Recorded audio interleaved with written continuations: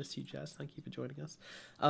So if I just have a look at the schedule. Well, so the fourth place team would have been eliminated anyway. So the first place team in the group would have been pushed to semifinals, and the second and third place teams in the groups would play against each other. And then grand finals is the best CIS team versus the best EU team. So technically this doesn't dramatically affect anything. It's just now Nova is basically guaranteed into the playoffs, and now teams just need to figure out who's going to be competing for the semifinal automatic spot versus the having to play the round of 6 series first. Yeah, I got to feel pretty good for Nova as well, especially considering they were 0-4 so far. So you know they get a little bit of a bit more experience, at least one more best of 3 under their belt before the end. But let's get into this draft. Team Empire Hope, they've got themselves a Grimstroke and a Lycan, along with the Witch Doctor for themselves. Meanwhile, Cyber Legacy, they've got the Shadow Demon, the Death Prophet, the Centaur Warren, and the Treant Protector. So many teams like the Grimstroke Lich combination, but I honestly think that the Witch Doctor Grimstroke combination is more irritating because, like, Chain Frost, team fights are chaotic, right? And you can see a Chain Frost. Paralyzing Cask is so goddamn tiny. The particle, you're like, why can I not move half the time? And if there are 2 of them bouncing around, it is incredibly irritating to have to deal with. So I personally almost favor the Witch Doctor Grimstroke combination over the Lich Grimstroke combination. Both are obviously, they serve different purposes. Yeah, well, then you have like 3 support heroes, which is a bit of a problem. Who's the core in a Grimstroke Witch Doctor Lich team? Pass. Wait, did Liches mid? That used to be a thing when he first came out, right? People have Liches. They took away Lich's attack speed talent. I forgot, or the Scotty talent. What a shame. Did I was they? curious if that got nerfed. Yeah. But now his 25s are Chain Frost unlimited bounces, and Frost Shield provides 50 regen. So Chain Frost limited mount or whatever. I think it used to be his Ags, and then they made his Ags the AoE Sinister Gaze, and so bit of a shame. But yeah, I thought the Lich Grimstroke's better though, personally speaking. I think it's much more easier to execute. Yeah, and the Gaze as well. Like, yeah, that's the thing. Witch Doctor only offers 1 spell that can be duplicated, whereas Lich offers 2, and he provides crowd control and damage. I've had multiple irritating run-ins with the Witch Doctor combination. I'm like, do I have to buy a freaking BKB as a support Lina or something? Because I just can't cast anything. They will round out the rest of their draft very push-oriented, though, on Team Empire Hope. The Lycan is a hero that is very, very frequently first phase banned, actually slips through and will be picked up immediately, and then Shadow Fiend as well. Which not that many Shadow Fiends are actually opting for the Presence Effects Towers talent.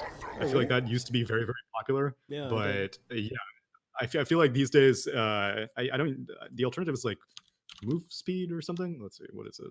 The alternative is move speed. You get 25 movement speed, although that got nerfed because it used to be more. And Presence Effects buildings that did not get a 20% nerf. So who knows? Maybe it'll go in a different direction. Juicy Monkey King pickup to end up this draft, though. Plantamos going to grab on the MK, and that Jingu versus the Underlord makes it very hard for the Underlord to lane, especially if you can get like the first 1 or 2 kills on him. Then it's really going to help. But though, that said, I feel like Treant isn't the best laning partner for Monkey King. I don't know. He's not bad. Being able to slow down targets with the Nature's Grasp allows you to get more of those Jingu attacks off, especially against a melee offlaner like Underlord. Sure, he's not going to be able to protect the Monkey King that much, but this is the kind of lane that is going to be more aggressive than defensive with the Treant Protector and Monkey King. Yeah, for sure. And I mean, do they have? They have got pretty damn good cancel for the Witch Doctor ulti as well, so that's what I'm going to really worry this game. You've got the Silence from Pikachu, you've got Disruption from Shadow Demon. I'm pretty sure it's not a spell this game. Right. Pikachu's almost exclusively just going to use his silence on Witch Doctor because it doesn't really matter on any of the other targets. Like, Underlord usually is going to come in with most of his spells already cast. The Shadow Fiend is going to become more of a right clicker this game, I'm anticipating, as opposed to like, I don't think this is a great Blink Yule's Aghanims game for a Shadow Fiend. We'll see. No, I've said that before for CIS players, and I still do it anyway, so I can't guarantee anything. yeah, the kind of epitome of CIS. Like every other region has stopped doing something because it's bad. I think Shadow Fiend's the best example, and then they're still like, you know what, we're gonna keep on doing it. But I want to have fun. Yeah. They love their mid laners, that's the thing about CIS region, right? They love their Shadow Fiends, they love their TAs, they love building their teams around their mid laners. But which now I'll finally be able to see who's superior versus Pikachu versus Lightless, because this is a very, very traditional mid lane matchup. Last game we had the Darkseer playing up against the Broodmother, so I didn't really get a good bead on how good Lightless is, because I'm not familiar with Lightless. Like I said, I'm only familiar with James and Eknart on the side of Empire Hope. Yeah. I really don't even know what other teams Lightless has been on, so I'm curious to see if he's one of these mid lane cores in this region that I should keep my eye out for. Yeah, well, I think it's interesting because Empire Hope, along with I forget the other team, but there's two teams which are basically like kind of upstart teams. As like last hero has got up the high ground here, he's got the Maledict on him along with the Stroke of Fate, and the raids are going to come through as well. Triple raids is coming down, but James will get the first blood anyways. But still, great to get first blood regardless, so they're going to be happy with that one, catching out the Centaur. But yeah, Team Empire Hope was definitely a startup team. Empire was juggling through CAS teams like they were hot buns coming out of the oven. They were going through them and they were just dumping team after team after team after holding on to them for like half a year or so. And they finally decided, like, hey, you know what? We want to build something from scratch here. We don't want any of the drama of the CAS region, which constantly comes with taking players who have been in the scene a long time. So they got entirely new players. Less experienced players. Not entirely new, I shouldn't say. And they're going to deny the bounty rune here as well, which is very cheeky. And that's where this team comes from. So they're just trying to grow these guys. I think they're doing a good job so far. You know, they've been taking part in a lot of leagues and getting some decent results. And I think definitely over the next few years, they're going to be a team to watch out for. But this growth does take some time. Yeah, of all the regions that I'm most curious about in the upcoming season of the DPC with lower division and upper divisions, I think CIS is honestly more interesting to me than China would be. Which both regions have put a significant emphasis on. I don't know, academy teams or youth teams and stuff like that. Yeah, but CIS is just so much more cutthroat. Whereas China, like, I feel even amongst the tier 2, there's still like the really good tier 2 teams and like the really mediocre tier 2 teams. In CIS, any given day, one team is going to be amazing and the other team is going to be like you're going to be like, what the hell is going on? Why are these guys even playing? Yeah, and Cyber Legacy certainly knew that themselves as well. They made it to major ahead of Virtus.pro and Navi at one stage. You know, it's been dog eat dog constantly. You got to stay hot in the CIS region, that's for sure. And they're going to be very comfortable with their league system because they've already had so many leagues going on. Right, also true. Meanwhile, I'm personally gonna be keeping my eye on the mid lane. The Witch Doctor ended up using his first blood gold to buy a mango for the Shadow Fiend, so he basically put it the same way that Shadow Fiend was gonna use it himself if he got the first blood. So that first blood gold was spent constructively. Bot lane, it's going to be this Grimstroke and the Lycan going up against one of, I consider to be like the most difficult lanes to go up against, which is Shadow Demon and Centaur. There's just, you never feel safe. You will never know when Shadow Demon just randomly gets a disruption on you, and last hero on the Centaur has like max retaliate stacks. You will die so quickly. It is brutal. Disruption, Shadow Poisons, Return Aura as well, always just kind of catch you off guard sometimes, and always making sure that you can get in range for it with the Disruption. Yeah, it's a hard one, but of course Lycan, still a pretty strong hero. I think he's kind of fallen into a decent place now, where he was too strong for a while, but now he seems to be a little bit more tame. I think though the new changes to gold increase and everything definitely affect him negatively. And I don't think I've seen many heroes touch him since that change. But I mean, to be fair, that was yesterday, so... Yeah, well, I mean, if anything, the seed patches kind of help him because it boosted back neutral gold.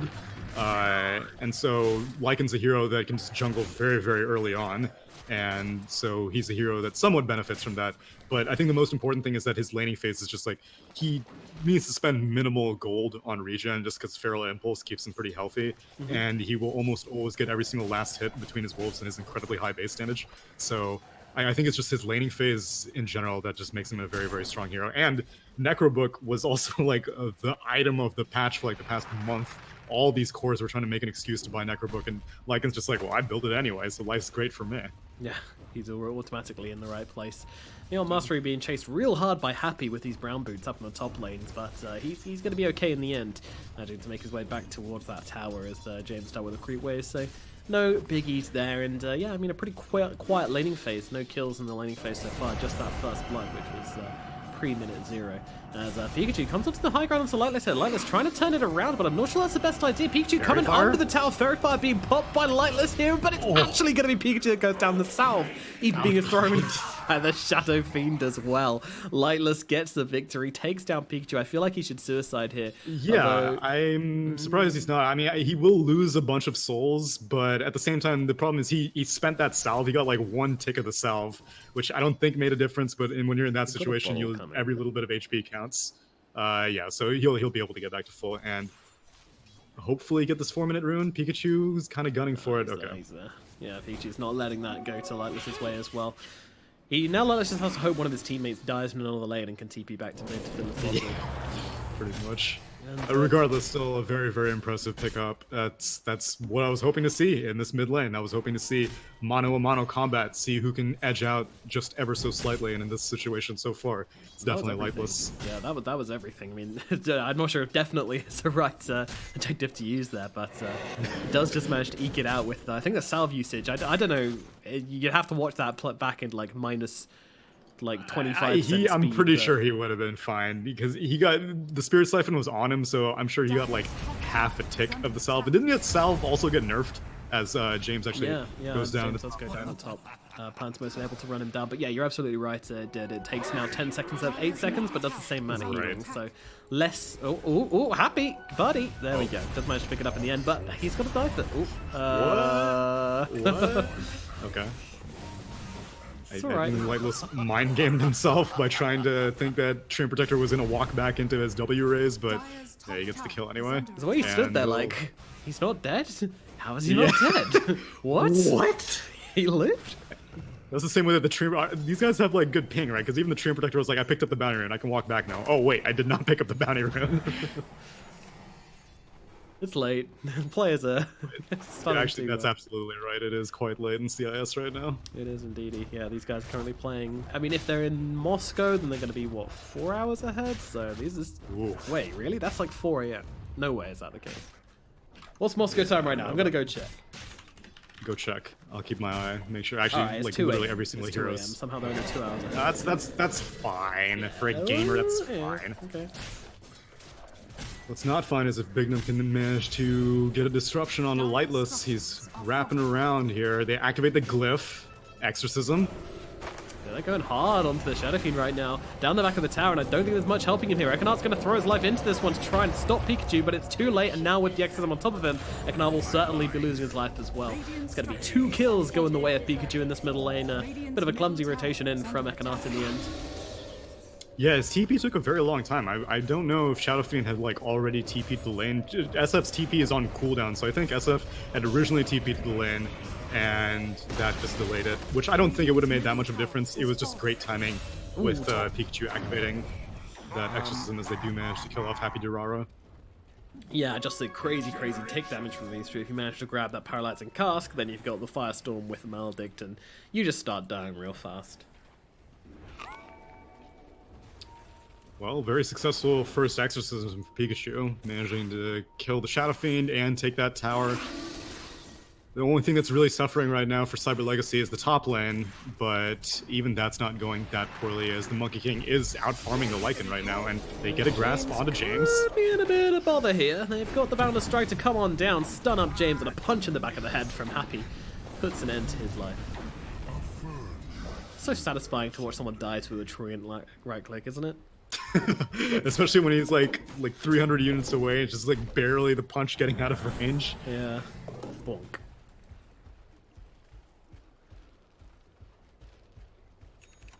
Shadow Fiend ends up migrating up top, realizing that I guess there aren't many kill opportunities on a Lycan who's not even showing up into the lane, as Lycan is now reverted to the jungle as suspected. Has his Necrobook completed already, so Tatake is doing fairly well, but not really scaring off the Centaur at all. It was actually just following Eknard around this mid-tier 1, or bot tier 1, and gonna actually get the kill. Stampede being used for the bottom lane here. Eknard maybe in some trouble, actually turning it around. Inkswell's got to come off with the help of James, and now with Lycan coming on in, they will be able to bring down that that Centaur. Mid lane is DD, yeah, he's in a bit of trouble right now, but as the ultimate comes out, sorry, the Jingu comes out from Plantimos, and that's going to be Shadow Fiend killed off as well, so nice retaliation there from Cyber Legacy. I gotta say, it's Lightless, he had that kill, and honestly, from then on out, he's been in a really rough position. He just blows up. He gives it up for the cause. Still, yeah, he's absolutely getting the kill in response here, so Pikachu really clumsy, coming down to his bottom lane all by himself into 4 heroes. And just got himself shredded for a very low value kill. That one was kind of on him. The Shadow Fiend got ganked in his own lane. Here, Death Prophet had a DD rune. She had Exorcism. It would have been great if her team was behind her and she was ready to push the bot tier 1 with the rest of her team, but unfortunately started getting aggressive before the Monkey King was ready. Although now Monkey King may be able to make a play on Mastery if they can lead off with the disruption. Yeah, a little bit of miscommunication with the spells here, no, and now James comes in with a stun. They want to turn this around onto the Monkey King, but can they do so? Not too sure. Last Hero coming in from behind as well, just to make sure Last Hero's most certainly going to get his waffles toasted. Meanwhile, James just going to slowly step away from the Centaur here. Centaur doesn't really have much to bring him down.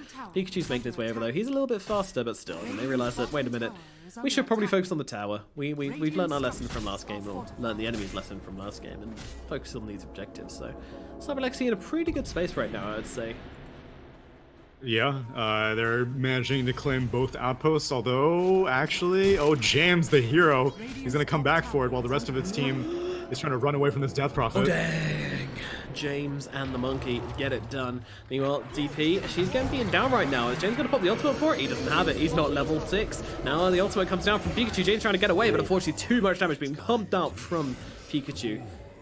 Alrighty, well, yeah, I think that's kind of worth it. You just kind of trade supports, get the outpost, everything's kind of even Stevens, everyone's happy in the end. Yeah, it's totally worth it. Pikachu was not able to do anything with this exorcism other than kill a witch doctor. Yeah, okay, there's no... I think Lightless has learned his lesson at this point. Yeah. Which, I mean, yeah, Stampede was already spent. Yeah, I say that. Trying to tickle Pikachu's pickle a little bit here. The one thing we know about Team Empire is that, in comes the Soulbind here, along with the double silence and Shapeshift being popped by Tataka. They want to go on Death Prophet at the moment that ultimate ends, but Bignum comes in with the save. 2 TPs coming on over as well. Ultimate prop from Lightless there, forcing back Pikachu. And now the ultimate comes down, holding 3 in place. They're focusing on the Lycan and they will get him down. Meanwhile, Last Hero getting very low to that stroke of fate. Lightless trying to run himself away. He's got the Inkswell on him, but unfortunately it's not going to pop before it goes down. But Happy might just be ticking away. No, he's got the heal out onto himself and not really taking that much damage from that Maledict. So he will be okay. Will he be okay? No, he's dead. Oh, I saw 1 HP. I saw 1 HP. What the hell killed him? Wow. Okay, that Maledict was just barely enough, I suppose. Ticked him over at the end. He went to 1 HP, and if you hit 1 HP, then Gaben goes, you know what? You deserve that one. Wait for it. Wait for it. Alright, they get the kill, but it does cost them their Lycan and their Shadow Fiend, so not worth at all for Empire Hope.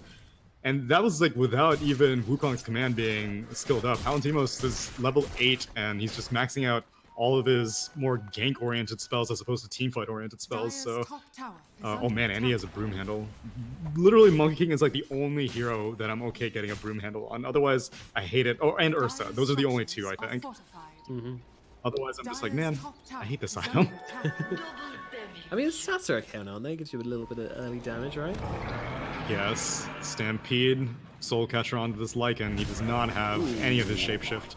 See you later, my friend. Getting finished off here by Cyber Legacy, and the other 2 teammates are like, oh, the sports need to get ourselves out of here. Tom and Jerry over there. Someone in the chat called me out on what I hoped you would call me out for when I said got his waffles toasted. He said, you don't toast waffles. And normally, you're absolutely right, but when I was a wee boy, by wee boy I mean last Christmas, we were at the Christmas stalls in our town, had a great time, and there was a waffle stand, and I was like, oh, you know what, I could use some waffles, and they're there. With a tub of batter and the waffle iron, and I was like, oh great, some lovely fresh waffles. So I went up, and the lady there was very smiling. I couldn't see the lies in her eyes. Meanwhile, Bama Strike going to cancel out the kill onto Last Hero here. I don't think anything's happening down here. No, you're fine. Continue. Yeah, we'll continue. yeah, she lures me in, and I'm like, okay, great, let's have some waffles. And I order one, and you know what she does? She reaches under the counter, pulls out a packaged waffle in plastic. Eggos? Yeah. Basically, yeah, puts it in the waffle iron to heat it up, and she's just staring me in the eye. I'm like, you son of, like, you charged me £5 for this goddamn waffle. If I'd have known, like, this is actually a convenience store around the corner I could have gone to if I wanted a goddamn packaged waffle. And I was like, I asked her as well, I was like, what's the batter for? And they're like, oh, that's for the churros. And I was like, jeez, I had a bloody churro then. I bet you if you order a churro though, she pulls out some frozen churros and they say, what's the batter for? It's for the waffles. Pancakes. Yeah, keeps on going. I am only familiar with the Eggo waffle experience. Every time I've tried the whole batter thing, it just turns out into a sticky mess. I'm not culinarily inclined, and so I'm more familiar with things that can be microwaved and things that can be toasted. Anything that's frozen, totally up my alley. You start involving pans and grills and fire in the mix, then I'm lost. I love a bit of cooking. I like some eating out as well. What's your signature dish? Ooh, I think paneer tikka masala probably. My number one. Yeah, I'm half Indian myself. Yeah, I mean it's just like an Indian cheese dish. A little bit of spicy, a little bit of yogurt, a little bit of rice, coriander to top it off. Okay. Beautiful, beautiful. Yeah, that's very flavorful. Definitely a classy thing to impress people with. Me, I have spaghetti. SpaghettiOs. Well, for I will take some credit. I will make a pan. You know, I will salt the water, which is a big thing. You gotta, if you're ever making pasta, you always gotta salt the water. It'll get very salty if you don't do that. And so I'm privy to some things, but I'm not an expert by any means. Anyway, let's jump ourselves back into this game as we are currently 4K gold advantage for Cyber Legacy. Nothing's happening. You're kind of right, except Cyber Legacy are kind of flexing on them a bit, holding their jungle and putting on the pressure. It's like not really getting much dough. I hear Shadow Fiend cooking up for one. Oh, he did it. He did it. Juked by an illusion. I think Bignum just juked them with an illusion. Or an illusion rune? What was the last rune active? Oh yeah, Pikachu had an illusion rune. Pikachu. Wow, get wrecked. Yeah, he activated the Requiem on the high ground as the DP illusion was walking up the stairs and outplayed indeed. He got tipped as well. Gotta get him back for that one. Excellent. Wow, the Shadow Fiend's actually going first side on BKB. That is interesting. I don't think it'll help him very much. Yeah, that's the thing, isn't it? You got a decent amount of damage, and you still got the Exorcism to be scared of. Shadow Fiend's not exactly tanky enough to just sit in an Exorcism and keep on fighting it out, so... Because even if you do get the BKB, then Bignum is just going to cast Demonic Purge on you, and you're still going to get kited around. So at most, it's going to help you get out of Overgrowth, and that's like pretty much it. As now Cyber Legacy are smoking up. Don't see Tatake, but they see his dominated creep. Smoke pops, and immediately Tatake. So yeah, I mean, I don't think they were going on him, but whatever, he's out of there. No. And they're pinging. Get yourselves up, boys. I cannot. Go on, get the last stroke of fate. I feel like he's... No, they're not actually coming over for him. They want Roshan. Fine. Mixes him into Roche. It's kind of a mirror match of the last game, isn't it? We're kind of just waiting, but this time we don't have a morph. We've got a Lycan instead, who... Yeah, it's going to be more push-oriented than kill-oriented, as opposed to the Morphling looking for openings in a team fight to, like, pick up some shotgun kills. In this situation, Lycan's going to be like, oh great, they're team fighting. I will be on the other side of the map if you guys need me, because I'm going to go take some towers. Push him down. Is the plan, but unfortunately when there's so many heroes, we can just sit in your lanes and stop you. I mean, even Tree with this Nature's Grasp is a pretty decent hero, just stopping a Lycan doing what he wants. Yeah, and that's after already having maxed out the living armor as well, so all this chip damage that Lycan is attempting to do, which actually Treant's not healing up bot, which is kind of low, but yeah, all the chip damage that... Oh, he's healing up the mid, which is arguably more valuable, so yeah, Lycan needs to fully commit to a push if he's expecting to take any structures. Yeah, I feel like he's waiting for his 3 on his Necro book. That's his timing. He doesn't want to do anything until then, it looks like. But yeah, I mean, still with his Aegis not going in their pockets, it's a little bit awkward. And PDs for bottom, I suppose. Helping James get away, which he will. Which he will. I think they were trying to go aggressive onto Pikachu, but Death Ward, like there's no way you're ever gonna get Death Ward off this game. I think he got it off for like half a second and then immediately got silenced by DP. Half a second, that's more than I would have. It's impressive. He probably the had best he's almost gonna get all a game. mini stuns worth of Death Ward. Dire's middle tower is under attack. Well, Mastery now gets spotted. Bignum has Disruption and Demonic Purge. Pikachu has all 4 charges of Spirit Siphon. What do you say is the most useful spell to have in real life? I always go for Nature's Prophet Teleportation. True. That's a strong one. Mastery gonna get dropped in the bottom lane as they bring him down quite easily. The percentage-based damage from Spirit Siphon makes him quite killable. I feel like really. you asked that question because you saw one in this game that was up your alley. Is that Oh, true or no? I saw the exorcism and I was thinking, what are the real life, uses That of would having be a bunch of ghosts. creepy just as to- fuck. It would.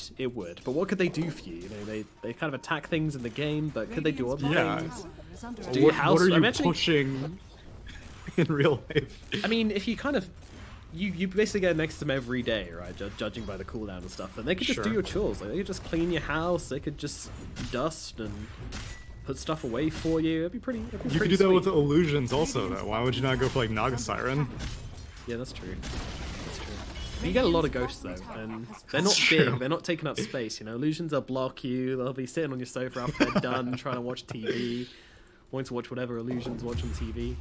That's a good point. I've definitely had some illusions friends. in game block camps, but that's more due to my bad micro. But let me tell you, in real life, not a great multitasker. I would probably have bad micro in real life. Ugh, imagine trying to control another, being able to see everything another unit sees in real Oh life. my god, yeah, that's true. Brain split in half. Have an aneurysm. Although, have you ever seen the drone piloting? Yeah, I'm familiar. That's pretty cool. I mean, they're not actually they're kind of entirely focused on the drones, but they use like the VR headsets.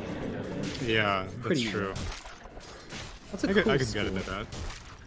Shall we get into that? Should we become the new casting duo to take the drone racing world Dude, by I would storm? not be surprised if they have like an incredibly active competitive scene. I've seen weirder hobbies Oh, they have more definitely do in attention. the UK. They definitely do in the UK. They race around like the monuments and stuff, like the castles, which is really dope.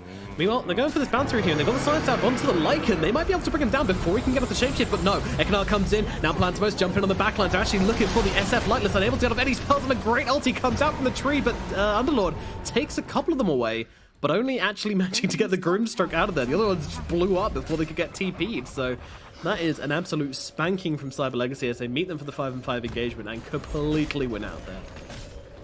The other thing that confuses me about this early BKB from Shadow Fiend is that he has it, but Lycan is like not even interested in it. Lycan has completed the Necrobook 3. Now he has AC in his inventory, doesn't even have boots yet. How the hell is Lycan going to get out of anything if he gets initiated on? And even if he does manage to get Shapeshift off, you have to deal with the Overgrowth, you have to deal with Balance, you have to deal with Hoof Stomp, and again, the Demonic Purge. Even once you do complete the BKB, sure, Lycan will be able to run it off, but I still fear for, like, it's not coordinated, the teamfight power that Team Empire Hope are going for. If Shadow Fiend activates the BKB, then I don't really know what he's contributing to a fight. Meanwhile, Mastery actually gets spotted out. Is he gonna... No, he doesn't have he's Dark Rift. stuck. Oh, He's stuck he tried in to the force staff, trees. but you got purged, son! Oh, no. Demonically purged! Bignum tore him a new one. I'm glad he got the kill as well. Deserved that. I'd have been tilted if Plantimos came over and just like Boundless Dragon's kill away. Aegis is now reclaimed, but I think Cyber Legacy are more than satisfied with what they were able to do in the past 5 minutes. Oh yeah. Yeah, taking that huge fight, just extending their lead. 10k net worth advantage now. They're just burning down the clock. Their core's nice and farmed. Empire in a spot of trouble. Yeah, and Pikachu actually has the potential to pick up an Arcane Rune bot. He doesn't have a bottle, so they're timing it so that they immediately can start pushing once he picks it up. And it should last long enough that once Exorcism comes off cooldown, they can pop it again. Yeah, they got this. Yeah, 45 seconds, so they got a 15-second window. casters. Pretty much. I'm that guy today. Useful information. Light of Heaven, I haven't seen him cast in a while, so it's up to you. Yeah. Oh, that man and picking items. Name a more iconic duo. Precisely. Precisely. Yeah, I didn't realize how bad Falstaff was against Shadow Demon, but you don't go No. anywhere, do you? I thought you get like a couple of units at least, but Nope. It just makes a noise. scare him. Well, it looks like this Arcane Rune is going to time out, and they're not going to really be able to do anything with it, which is warranted, seeing as how they don't see any Radiant heroes right now. Now they see Mastery in the mid lane, but it's timed out. And this wraparound, will it pay dividends? By the way, Shapeshift chat, you've got a activated, Facebook Inkswell. message. They're jumping in, yeah, onto the Underlord, or are they actually, as they try and turn it around to Death, but she's got a BKB, popping that Exorcism, and not a huge root coming down inside the Wukong's command, doing too much work here, and they are just losing life, losing players, and losing hope in this game as Empire getting taken on out. Tatake going for a run. He might actually just be able to outrun these ghosts, but he can't outrun his inner demons. Meanwhile, Lightless gets finished off, and James heading the same way as well. It's another 5-on-5 engagement where Team Empire Hope just simply can't afford to be trying to take right now. I don't understand how they think they can take these fights, or if they do think they can take these fights. So it's just very, very awkward. Yeah, there wasn't even like a big item pickup. Like technically it was Shadow Fiend's 10-second BKB, but he's had that for an eternity. Tatake has not completed his AC. The plate mail is not nearly a big enough pickup to be like, hell yeah guys, plate mail completed, let's take a fight right now. So they just kind of pull the trigger despite there not really being any, I don't know, big debut or anything. They're down, they were down at least like 8k or 10k before that fight, and now they're down nearly 15k, so I think that Empire Hope are just kind of scrambling right now. They don't really know what to do. Yeah, it's and Lycan's finally doing what I've wanted him to do all game. Go top, play this lane, push things out, be annoying, buy some more space, try and get your team back into it, and just stop Cyber Legacy being able to walk around as 5 and just spank you. But at the same time, you're against a Monkey King. This guy's really good at finding you if you do try and make that kind of play, so very tricky to actually play that kind of Dota. Tree and Protector as well. Both of them are quite big nuisances for this Lycan.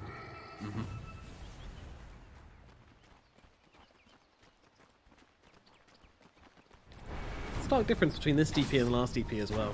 DP in the off lane didn't feel very good. Pikachu feeling much more comfortable now he's in the mid lane. Nope, stop.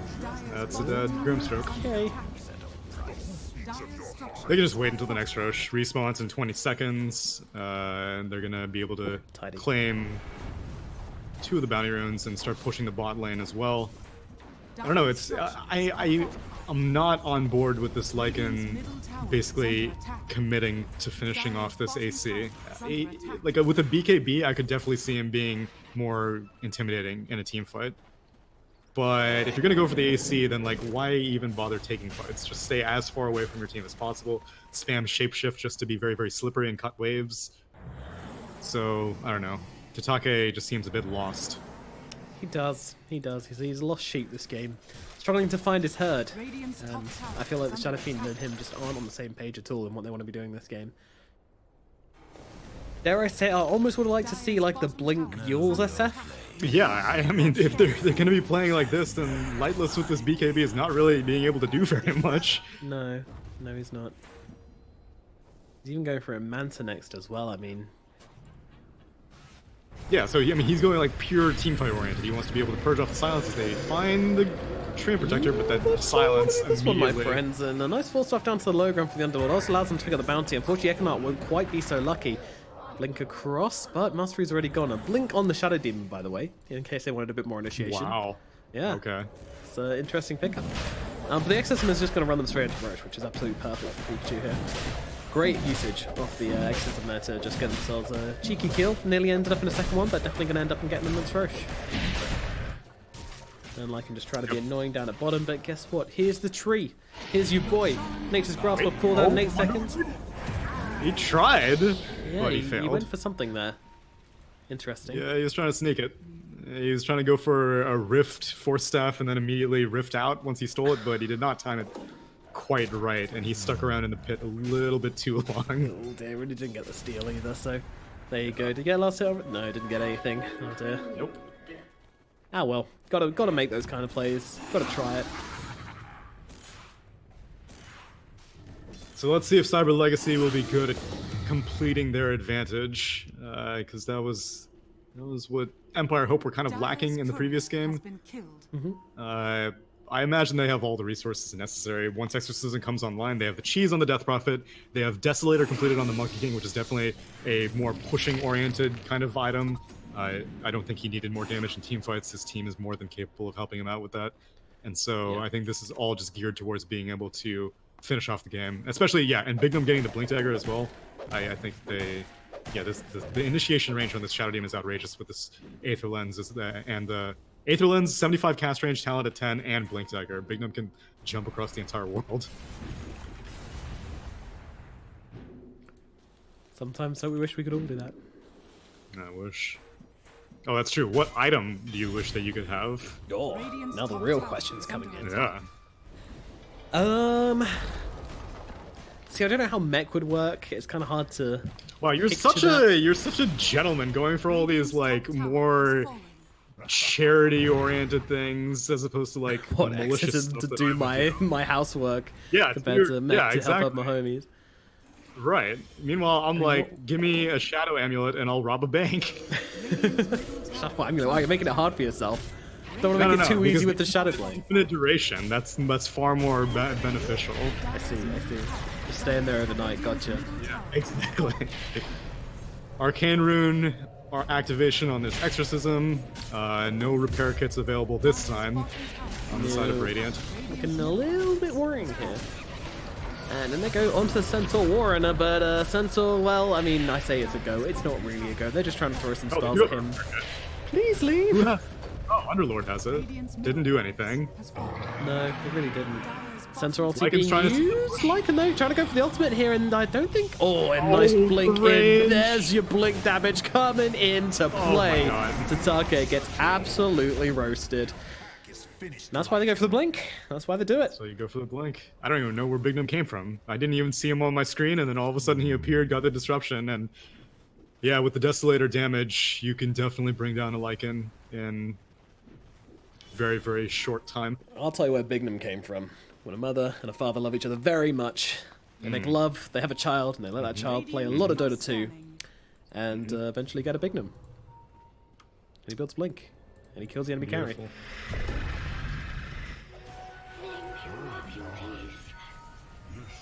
30 minutes in, Bounty Rune's going the way of Cyber Legacy, just about everything else in the game going their way as well. Things feeling pretty damn nice.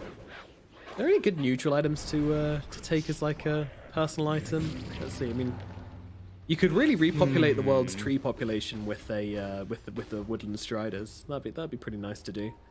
I mean, that and the tree only have like a brief duration though. True. I think spider legs would be pretty sweet. Imagine if you could just like phase through walls, like that'd be neat. X-Men style. Yeah, Illusionist Cape, same theory as all the others. You have too many chores. You need a break. I think yeah, literally, we happen to like over like today. We're just gonna do chores all day, and we have to like smashing it out, giving it a good hoover and all that stuff. So yeah, I'm definitely in that mindset right now. Get to relax in the evening. Cast Another some long-range Dota. initiation. Uh-oh, Tatake, you need to get yourself out, buddy. That's not an option. He just gets wrecked. I mean, there's nothing you can do about this. He just gets absolutely destroyed. You've got no save. Meanwhile, James is getting run down by last hero. Literally tramples him into the ground. And Meals on Wheels, as Mastery comes in, they almost turn him immediately. Witchdog's going to buy back, but you don't have your like it. Forced off away from the Underlord, keeping his distance. They're in the high ground right now, and they are taking these buildings. Meal Stun coming down onto... Oh my god, Mastery just losing his life so quickly. It looks like Grimstroke heading the same way as well. Ekenard taken out of the equation. And James, I mean, this is it, surely. Yes. There's only 2 heroes left alive. Lightless, I don't even know where he's been. Oh, he's going for the split push. And they'll GG before he even gets back to base. He is disconnected. Yeah. See you later, boys. Didn't even turn up for the defense. Alrighty, well, game number 2 goes to Cyber Legacy, bringing it out to game number 3.